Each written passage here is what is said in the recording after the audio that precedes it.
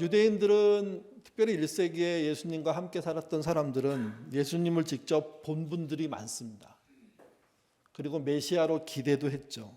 근데 결국은 메시아로 믿지 않았고 십자가에 못 박혀 죽였습니다. 이유가 뭘까? 많을 겁니다. 그걸 종합해 보면 저는 이렇게 생각합니다. 자신의 기대가 달랐기 때문입니다. 사람은 기대한 것과 다를 때 의외로 굉장히 강력한 행동을 하게 됩니다. 특별히 저 사람이 내 기대를 채워줄 거야. 그래서 온 힘을 다해서 무언가 쏟아부었을 때 나중에 그 사람이 그 기대를 채우지 못하는 존재라는 사실을 알면 그 배반감이 엄청 큰 거죠. 기대는 바램일 수 있고요. 또 기대는 선입견일 수 있습니다. 본인이 갖고 있는 생각, 상대방과 합의도 이루지 않은 상태에서 자기가 갖고 있는 기대잖아요. 그러니까 그 기대가 무너지면 의외의 행동들을 한다는 거죠. 믿음도 저는 비슷하다고 생각합니다. 어떤 사람들이 믿음을 쉽게 갖게 될까? 기대가 적은 사람들입니다. 공부의 여부나 권력이 있거나 없거나 성공의 여부나 부자이거나 아니거나 고집이 세거나 자수성가를 했거나 사람들을 그런 식으로 분류하면서 공부 많이 하는 사람 믿음 갖기 어렵고 권력 있는 사람 믿음 갖기 어렵고 부자나 고집 센 사람 믿음 갖기 어렵다고 얘기하거든요. 근데 그런 것보다는 그 사람 안에 자기의 기대가 많으면 많을수록 믿음은 갖기 힘든 거라는 거죠. 왜 그러냐면 믿음을 갖는데 조건이 붙기 때문에 그렇습니다. 그러니까 조건 없이, 기대 없이, 바램 없이, 선입견 없이 예수를 만난다는 것이 가장 쉬운 믿음의 길인데 이게 쉽지가 않습니다. 기대 없이 사랑만 하면 결혼할 수 있다고 얘기하잖아요. 근데 기대를 가지고 사랑을 하면 기대에 맞춘 사랑을 해야 된다고 얘기하죠. 그래서 그런 말들 하지 않습니까? 철없을 때 결혼해야 된다고, 기대가 생기지 않았을 때, 준비가 필요하다고 얘기하지 않을 때 결혼해야 된다고. 그러니까 기대가 많으면 많을수록 행복하기 어렵다는 겁니다. 신앙도 비슷합니다. 많은 사람들이 자신의 총명함과 자신의 능력과 권능을 키워가면서 기대를 키웁니다. 그러면서 이렇게 생각합니다. 본인의 기대를 채우신 분이 하나님이라고요. 기대를 만족하게 하는 게 신앙이라고요. 그래서 하나님께 생각보다 뻔뻔하게 내 기대한 것 이루어내라고 얘기하는 분들이 많습니다. 또 그렇게 배우기도 했고요. 오늘 본문 1장 25절에 여기 써 있지 않지만 이런 말씀이 있습니다. 하나님의 어리석음이 사람보다 지혜롭고 하나님의 약속하시니 사람보다 강하니라. 기대라는 것은 내가 그분을 통해서 무엇을 얻겠다는 생각이거든요. 근데 사실은 이 말씀은 기대하라는 말이 아닙니다. 네가 갖고 있는 기대와 그것을 내려놓으라는 의미죠. 너의 생각이 아무리 크더라도 하나님의 지혜보다 작을 수밖에 없다는 겁니다. 하나님의 약하심보다, 우리가 어저께 살펴봤을 때는 하나님의 어리석음보다 작을 수밖에 없다는 겁니다. 그래서 여러분, 신앙 안에서 지나친 기대는 사실은 신앙에 해롭습니다. 꿈을 가지라고 얘기하고 목표를 가지라고 얘기하지만 사실은 그 기대가 예수님을 십자가에 못 박아 죽인 이유가 되기도 했거든요. 나이가 들면 순차적으로 몸에 이상이 생깁니다. 나이가 드심에도 불구하고 이상이 없다면 정말 복받은 겁니다.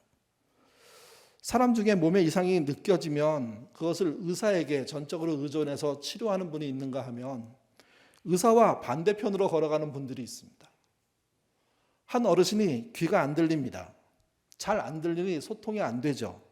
불러도 대답하지 않고 여러 번 불러도 말하지 않고 말을 해도 잘못 들으니 오해가 생겨서 불편한 일이 한두 가지가 아닙니다. 자녀들이 청력 검사하자고 아버지한테 말했더니 필요 없다고 쓸데없는 짓 한다고 화를 내십니다. 그러면 치료는 불가합니다.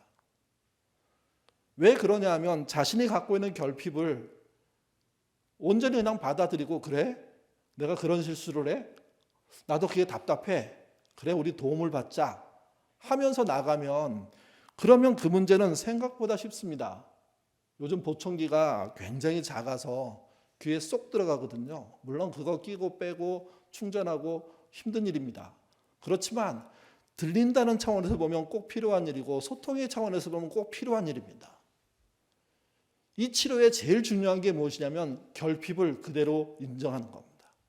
약함을 그대로 받아들이는 겁니다. 스스로 부족한 것을 인정하는 겁니다.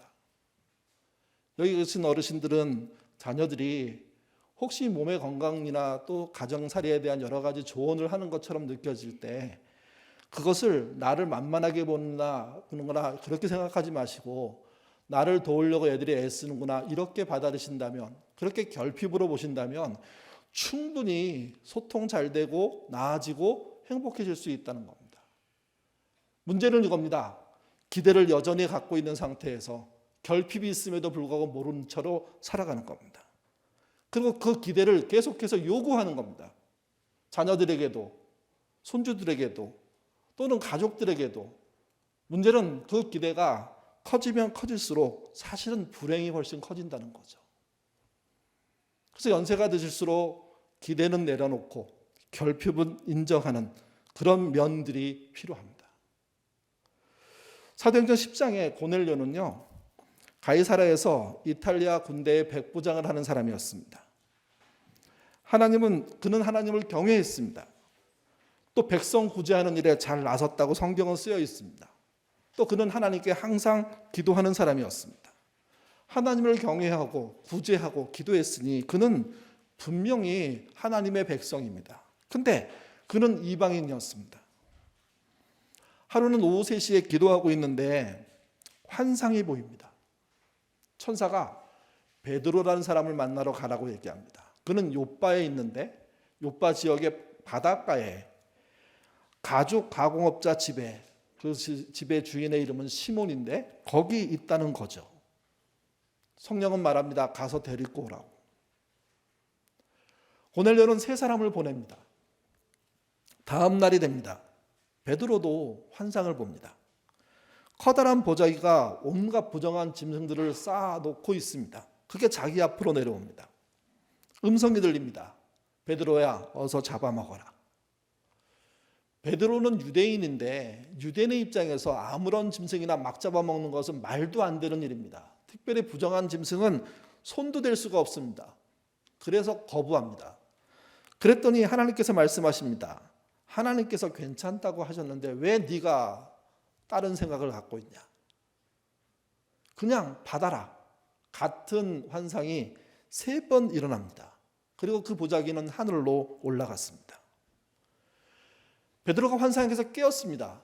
어리둥절합니다. 도대체 이게 무슨 뜻인지 무슨 말인지. 반복됐으니 기억은 선명한데 무슨 뜻인지 해석할 방법이 없습니다. 그때 베드로를 찾아온 사람이 있었습니다.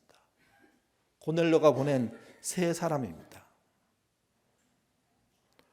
베드로가 그 사람들을 만나는 것 자체가 거북스러운 일입니다. 왜냐하면 그들은 이방인이었기 때문에 그렇습니다. 우리 입장에서 외국인 노동자 만나는 거 할 수 있죠. 물론 우리 안에서도 거부감이 있는 분이 있을 겁니다. 근데 유대인만큼 외국 사람들에 대한 거부감을 크게 갖고 있는 족속은 별로 없습니다. 옆에 오거나 가까이 오는 것 자체를 화들짝 놀랄 수 있는 사람들, 그들이 유대인이기 때문에 그렇습니다. 근데 문제는 이겁니다. 이 모든 일이 고넬료를 통해서도 베드로를 통해서도 성령이 하시는 일이라는 겁니다.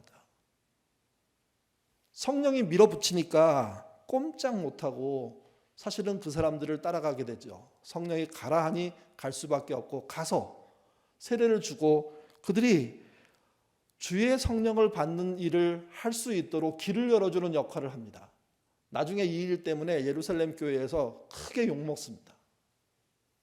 또 이 일 때문에 바울과도 갈등이 일어나는 정도로 중요한 문제입니다.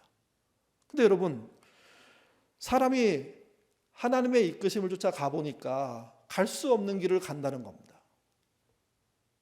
인생에서는 기대에 따라 가는 사람이 있고 또는 결핍에 따라 가는 사람이 있지만 성경에서는요, 성령을 따라가는 사람들이 있습니다. 우리는 이 성령에 따라가는 것에 대해서 잊어버리지 않고 놓치지 않고 그런 사람이 일어나도록 해야 하는 겁니다. 같이 보시죠. 사도행전 10장 39절에서 43절입니다. 읽겠습니다. 우리는 유대인의 땅과 예루살렘에서 그가 행하신 모든 일의 증인이라. 그를 그들이 나무에 달아 죽였으나 하나님이 사흘 만에 다시 살리사 나타내시되 모든 백성에게 하신 것이 아니요 오직 미리 택하신 증인 곧 죽은 자 가운데서 부활하신 후 그를 모시고 음식을 먹은 우리에게 하신 것이라. 그에 대하여 모든 선지자도 증언하되 그를 믿는 사람들이 다 그의 이름을 힘입어 죄사함을 받는다 하였느니라. 베드로가 고넬료 집에 가서 전한 메시지의 핵심입니다. 그는 고넬료가 한 번도 들어보지 못한 예수님에 대한 이야기를 했습니다.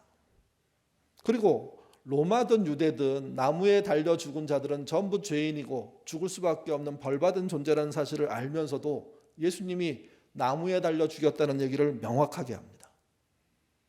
그리고 한 걸음 더 나갑니다. 사흘 만에 그분이 부활하셨다고. 죽은 자 가운데 부활하신 그분이 우리와 함께 음식도 먹었다고. 그분을 믿으면 죄사함이 일어난다는 이야기를 전하는 겁니다. 여러분 생각해 보십시오. 태생적으로 자신은 이방인을 싫어합니다. 만나면 거부감이 생깁니다. 만나면 다른 유대인들에서 갈등이 일어납니다. 근데 성령을 쫓아가서 그분을 만났습니다. 만나고 자신이 전하고 싶은 걸 전한 게 아닙니다. 자신이 경험한, 자신의 증인으로 설 수 있는 그 내용을 고스란히 그대로 정말 전했는데 그곳에 성령이 임한 거죠. 세례를 받는 일이 벌어진 거죠. 그가 유대교에 말하는 하나님을 믿는 사람에서 예수를 믿는 사람으로 거듭나는 역사가 일어나게 된 겁니다. 이건 베드로한테 맡겨서는 일어날 일이 아닙니다. 성령의 주도해서 일어나게 하는 겁니다. 저는 지금도 이렇게 믿습니다. 어떤 교회이든 어떤 교회 사람이든 신자들 안에서는 성령이 역사한다고. 또한 이 역사함은 특별하게 나타난 사건들을 통해서 드러나기도 한다고. 우리의 실력이 되지 않음에도 불구하고 그분의 능력 때문에 가게 되는 길이 있고 열리게 되는 문이 있고 이루어지는 성과들이 있다고. 교회는 그것이 일어나는 곳이 돼야 되고 그렇게 일어날 때 민감하게 움직여야 됩니다. 이것은 기대로 일어나지 않습니다. 본인들이 부족한 존재란 인식 속에서 일어나는 겁니다. 그때 성령이 우리를 주도하는 겁니다. 예수님의 부활을 본 사람들이 즉각적으로 예수님을 받아들이지 않았습니다. 부활의 첫 목격자는 우리가 다 아는 것처럼 마리아잖아요. 그가 빈 무덤을 보았고 천사를 통해서 부활을 알았습니다. 그리고 예수님도 만납니다. 어떻게 반응했을까요? 요한복음 20장 11절에서 14절입니다. 읽겠습니다.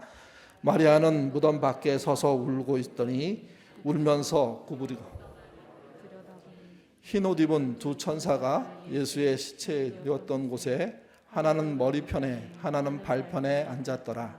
천사들이 이르되 여자여 어찌하여 우느냐 이르되 사람들이 내 주님을 옮겼나이다. 어디에 두었는지 내가 알지 못하느니이다. 이 말을 하고 뒤로 돌이켜 예수께서 서 계신 것을 보았으나 예수인 줄을 알지 못하더라. 마리아는 예수님과 각별한 관계가 있는 사람입니다. 은혜가 있는 사람입니다. 정말 사모하고 정말 믿고 헌신했던 여인입니다. 주님이 돌아가셨습니다. 그리고 그가 무덤에 사흘째 되는 날 찾아갔습니다. 근데 시체가 없는 겁니다.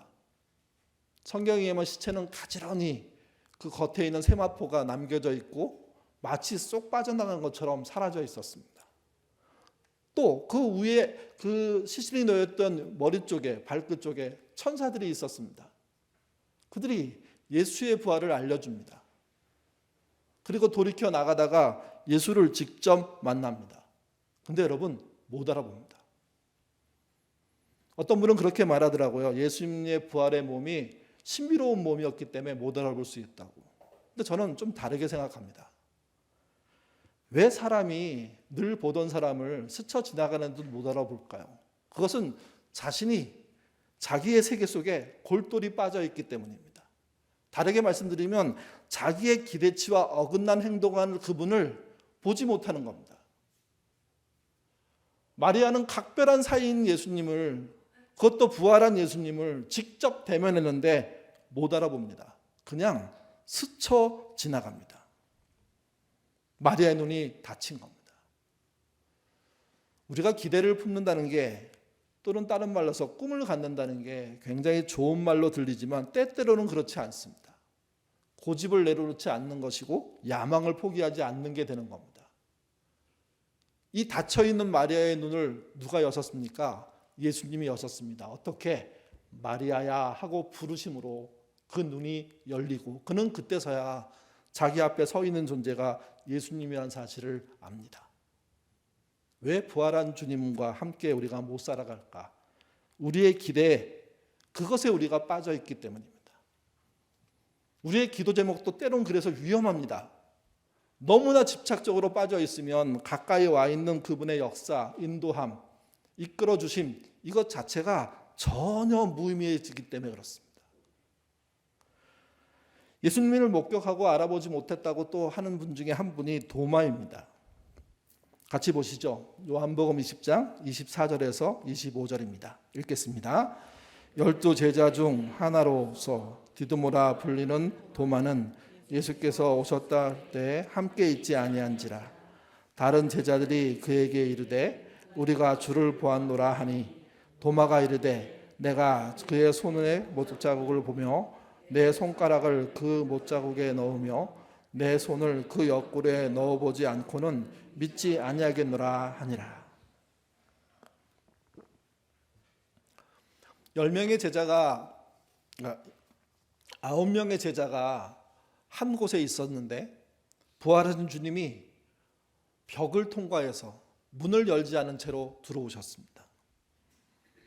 그들은 너무 충격을 받았고 그 부활하신 주님을 직접 대면하게 된 겁니다.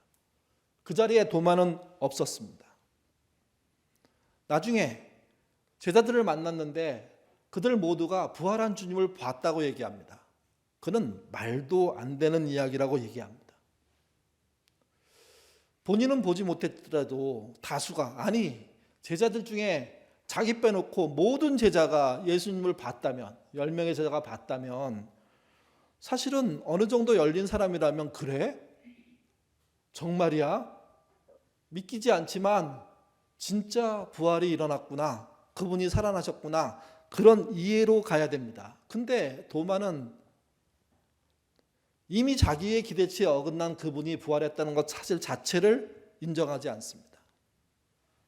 더 중요한 건 이겁니다. 예수님이 십자가를 지시기 전에 이미 자신이 고난받고 자신이 부활할 것을 이미 예고해 주셨고 제자들은 여러 차례 그 이야기를 들었는데 들리지 않는 거죠.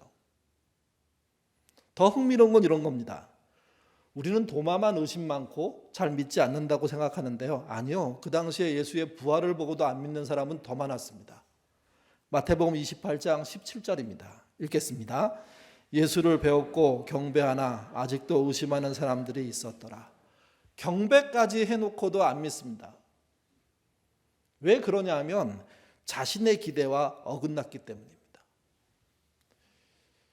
그분이 진짜 메시아라면 유대를 회복하고 로마를 패권 국가로 만들고 그리고 자신들을 그 자리에 중요한 역할로 사용하셔서 정말 하나님의 나라를 이 땅에 순식간에 만드는 주가 돼야 되는데 그런 역할을 하시는 분이 아니라는 거죠.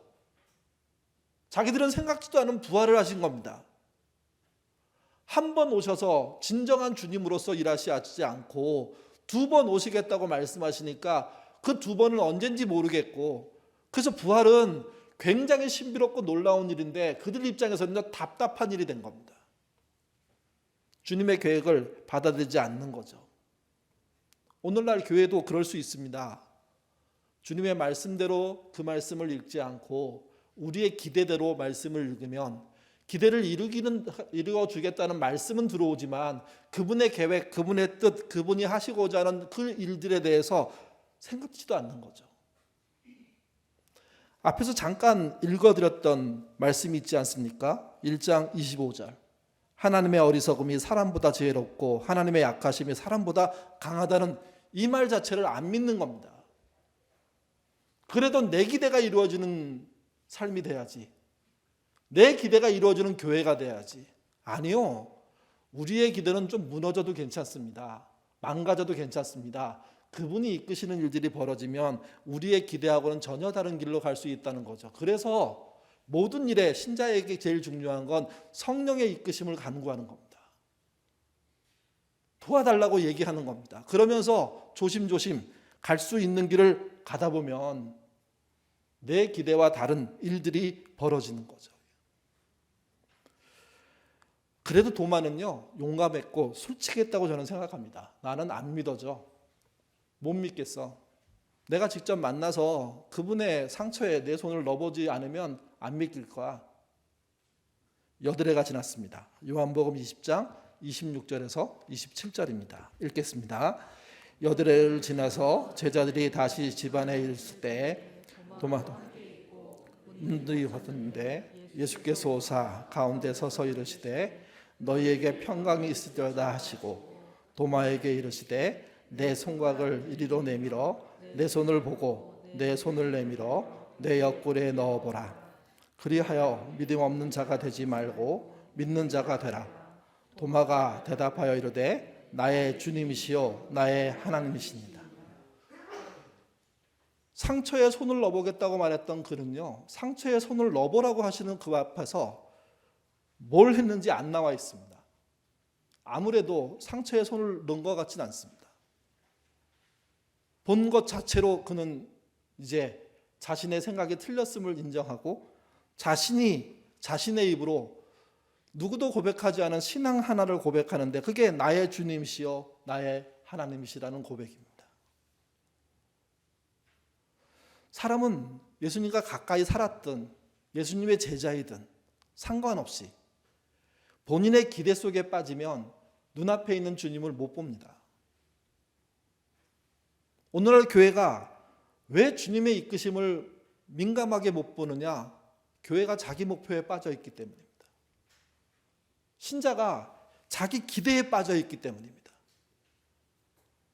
물론 사람으로 살 때 기대가 있죠. 노력할 꿈이 있어야 됩니다. 도전할 목표가 있어야 됩니다. 그거 필요합니다. 근데 그것을 주님을 따라가는 일 밑에 둬야 되는데 주님이 그 일을 도와야 되는 일로 만들어버리는 신앙, 이게 문제인 겁니다.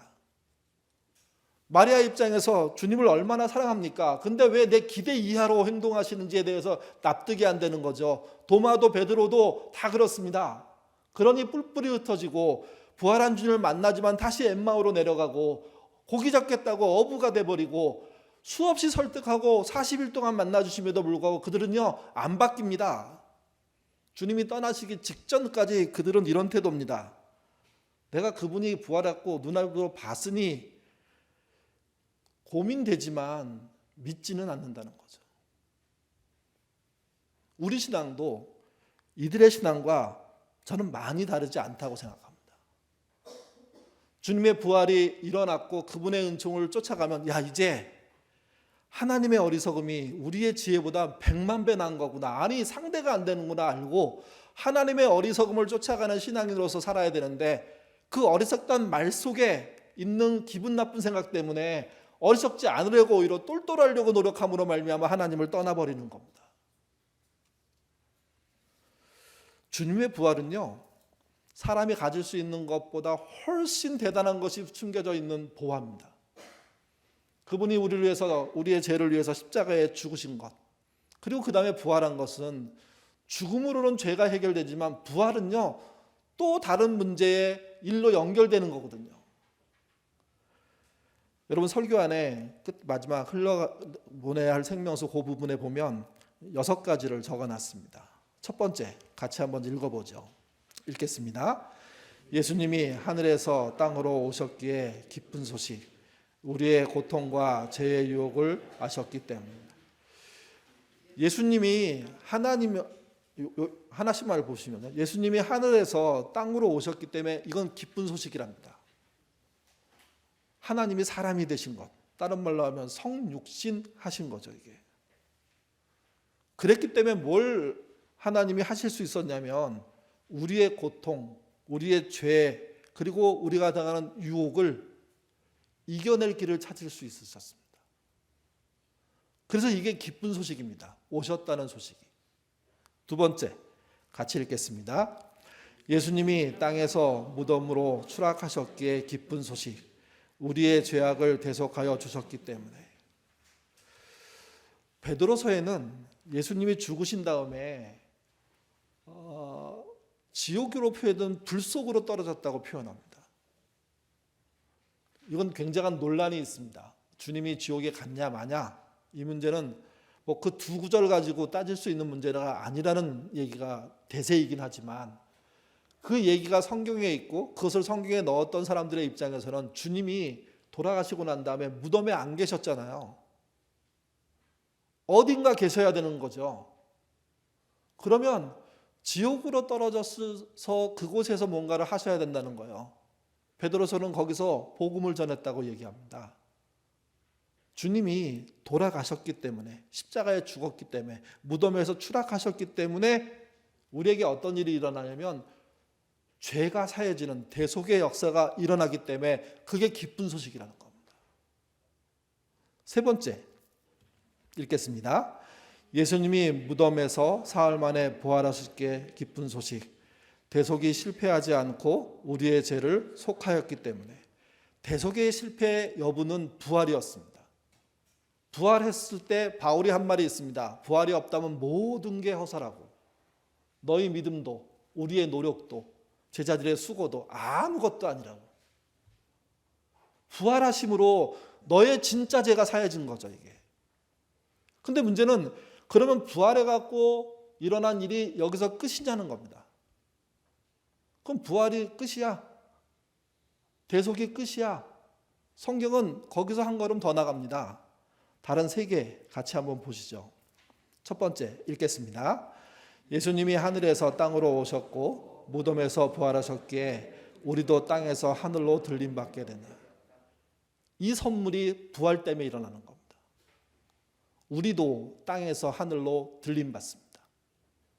어떤 사람은 이걸 비유로 듣기도 하고 동화적으로 이해하기도 하지만 성경은 명백하게 부활하신 그분이 온 그 나라로 우리도 들림받는다고 설명하고 있습니다. 두 번째도 같이 읽겠습니다.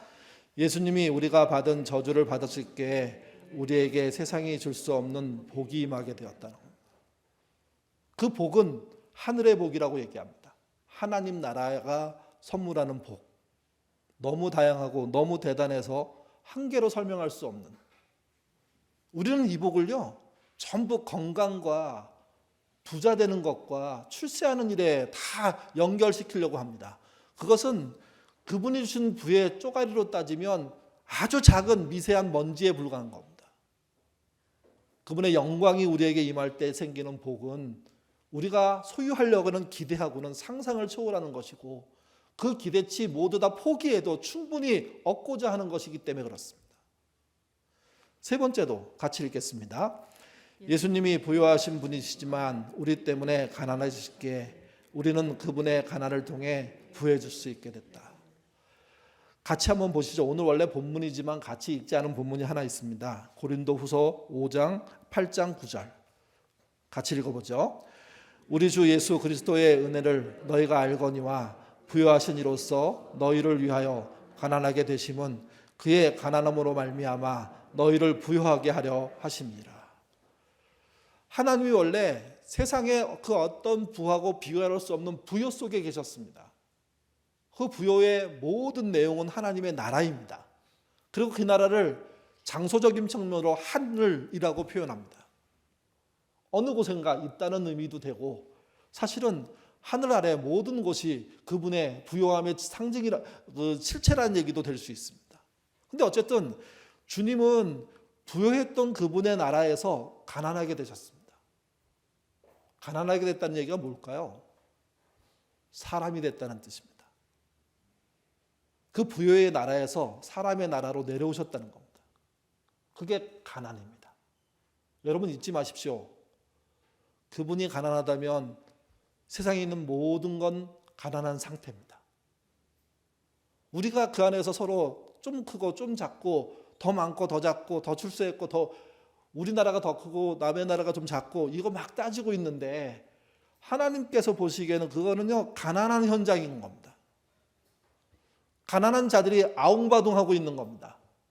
내가 크다 네가 크다 그런 얘기하고 있는 거죠. 이게 주님이 왜 부유한 곳에서 가난한 곳으로 오셨을까요? 가난에 있는 그들이 믿음으로 부유한 그분의 나라에 들어가게 하기 위함입니다. 그게 부활이 보여준 것이고 그 부활을 통해서 우리도 부활하게 한다는 거죠. 여러분, 그래서 부활은요 부요입니다.